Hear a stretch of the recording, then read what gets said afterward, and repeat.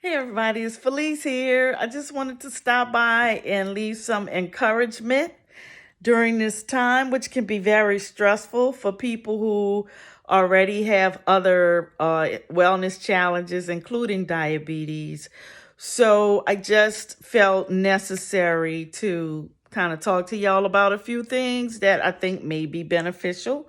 Some quick tips: always follow the advice of your medical provider or advice from a person who is legitimately qualified to give you guidance about situations like what we're dealing with right now. I'm not going to call it a pandemic because diabetes has been a pandemic, but on a serious note, we want to think about how we're coping with this. So we want some positive coping skills. Here I have some things over there from another set, which is a YouTube channel I did for my dog called People's Playhouse, and it is stupid and ridiculous. But what it does is it breaks that mental cycle of being stressed out. I'm looking at the TV, I'm hearing the news, I'm on social media, everywhere I go. Oh my God, oh my God, stop. You have to. If you have diabetes, if you're stressed out, stress elevates the blood sugar. You might as well eat something that you're not supposed to. If you're going to have a high blood sugar, let it be from something you enjoy, not stress. You see what I'm saying? But we're human beings. I would be a lie if I said I wasn't concerned about what's happening in the world right now. So how can I think about that in a way that's not going to elicit a stress response in my body and affect my blood sugars adversely? Well, one thing I've noticed, because I this is just the way I am, I've noticed that a lot of people, some people saying everybody's fussing, everybody's going crazy. Yeah, they are, myself included. But I've seen a different approach to life from every demographic socially. In other words, I have seen some really humanitarian acts, and I've seen an undercurrent, almost inherent, that wasn't even known, vibe of humanity going around. I went to Walmart 2 days in a row, which is something, as an immunocompromised person with type 1 diabetes, it's not recommended to do in the midst of something that's very contagious. But I had to get more insulin because I'm not going to be in the midst of the crisis with at less than a month. Get your diabetes supplies, get your medicine, make sure you have enough food. You know how to take care of yourself. You know what you need to do. I'm just saying, do it. I've been through a lot of emergency situations with diabetes. Hurricane Katrina, oh my goodness. So one thing that is an invaluable lesson is to make sure you have more than enough of your supplies and your medicine. I don't care if you're going on a week's trip and all is well in the world. Always bring extra insulin if you're type 1, and if you're relying on insulin to be well, make sure you have enough.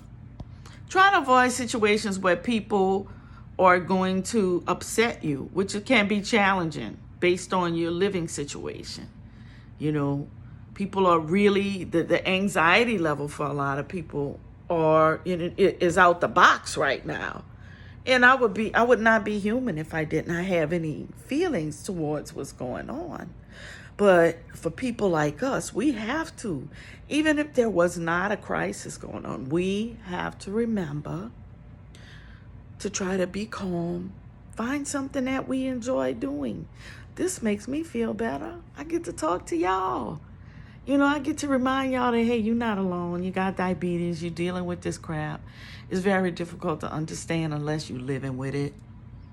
But here you got somebody who's living with it, who's not judging you, who's just trying to help you out, and who's touching her face against the CDC policies as we speak right now. So let me just take care of that. And let me grab some of this hand sanitizer that I have. being the nurse that I am, even though I'm not leaving out of here for the rest of the day. So another thing that we do, okay, so you see on my shirt I have little crawfish. It's Lent. Lent in New Orleans is like a seafood bonanza. Everybody cooks the best seafood ever. So one thing that I like to do is make crawfish bisque. I'm not going to let y'all know when it's ready because I'll be bombarded by people who never even come to visit me on holidays. But one thing that I love to do is cook. I love to cook. I cook great food.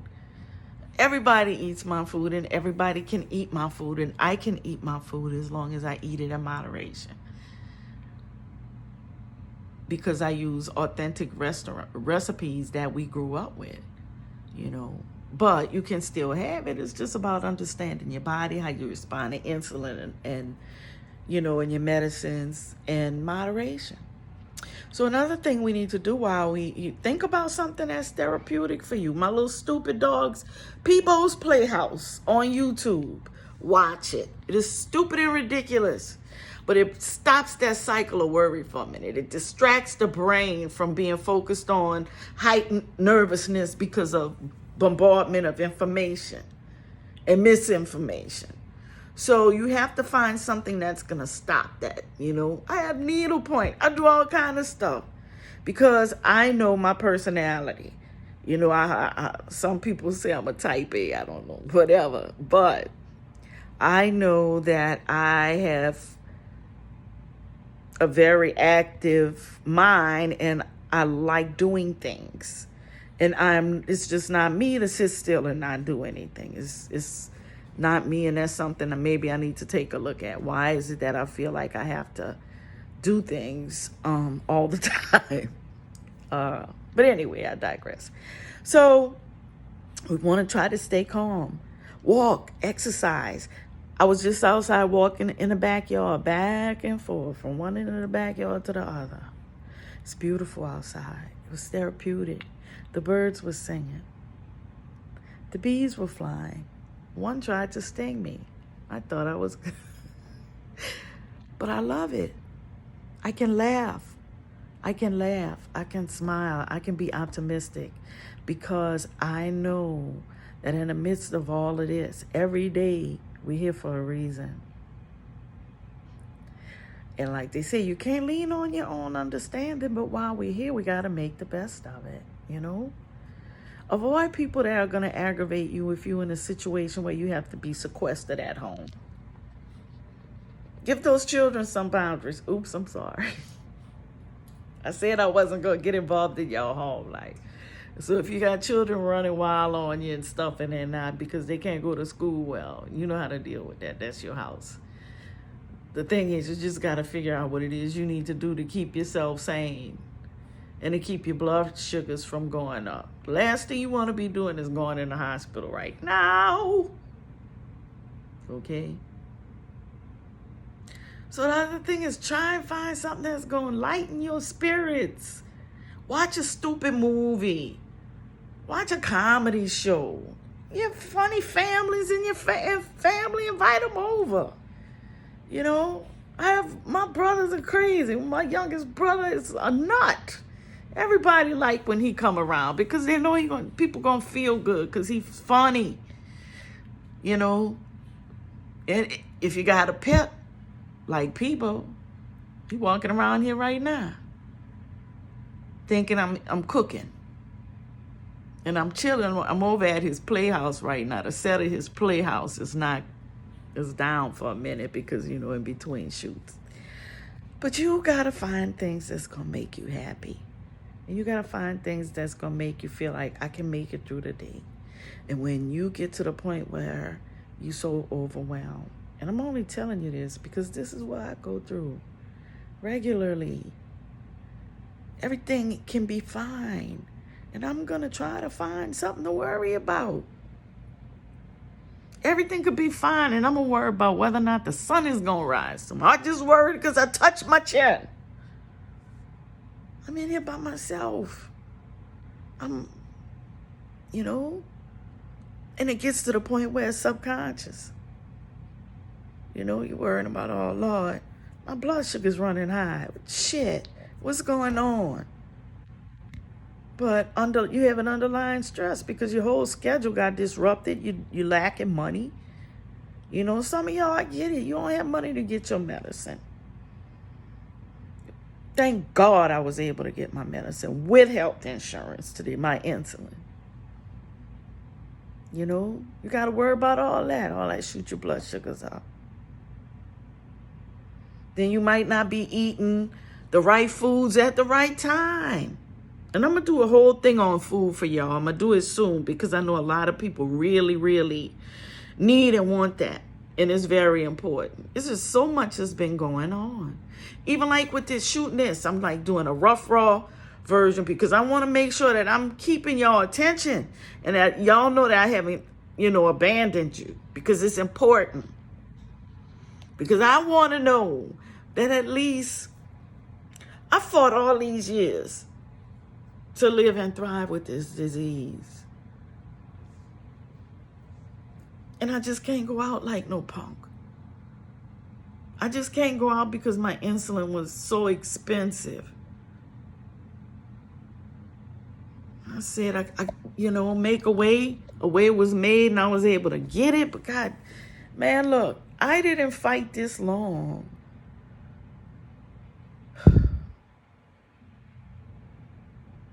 When you live this long with the fight I have had, and you feel like, I feel I've done a great job considering everything I've done. And I'm going to give myself credit because I'll beat myself up in a minute. I am so self-deprecating that I need to work on that. And I'm just showing you an example of my thought processes might help you. But I have done a great job considering everything to get to this point in my life and to feel like I'm walking on ice skating rink that's melting to live because I'm afraid of getting sick. And I'm afraid that my medicine is going to have to change. I'm afraid that the thing they made that will make me live longer, I can't get because the copay is so high. You think about all that kind of stuff. In the midst of the crisis we going through now. And then it's like, well, damn, is it going to get to the point where everybody has it? Because if that's the case, a type 1 like me with my immune system. So that in itself, that's underlying stress. It's underlying stress. So we all have our coping mechanisms. I know a lot of you do. I'm just reminding you to rely on them. A lot of you are faith-based and I agree. I believe strong in my power. I know. And that's one of my biggest coping skills is knowing I didn't create Felice. I didn't bring me here. And I don't know why I do the things I do. But for some reason I'm here. And it's beyond me. And I feel like the reason I'm here is not for nothing really effed up to happen to me, to have lived like this and just go out in a really messed up way. It's just, I don't know. People with diabetes often are looked down on for having feelings. I've observed it my whole life. That's why I just stopped mid-sentence while I was talking to y'all, because I touch my face and again and again. Because why wouldn't you cry sometimes when you have this illness? I have worked with educators and people who have interacted with people with diabetes. And, if you can't deal with a person crying, you don't need to be working with a person with diabetes. If you are not empathetic enough to let a person feel what they feel without humiliating them, then you don't belong working with people with diabetes. See, I've been around people who were educating others, and when the people they were educating got into their feelings and really were beginning to verbalize their challenges and what they were dealing with, that person got uncomfortable. That's some personal stuff that they need to work on. That person got uncomfortable and shut them down in front of me. And I took care of it because I know what that feels like. You know, I'm going to do another segment as well on diabetes and depression. You know, what is it that makes people feel like it's unusual to be down about having a chronic illness and you struggling to manage it, and then you're trying to figure out how you're going to afford it? And your family and the people that you got to deal with don't understand. And your job, they don't understand. And the things, the negative things that people say because a person is crying